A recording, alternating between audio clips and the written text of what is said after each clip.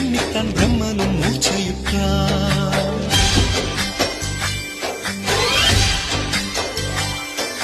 மின்னலை பிடித்து மேகத்தில் துடைத்து பெண் என்று படைத்து வீதியில் விட்டு விட்டான்.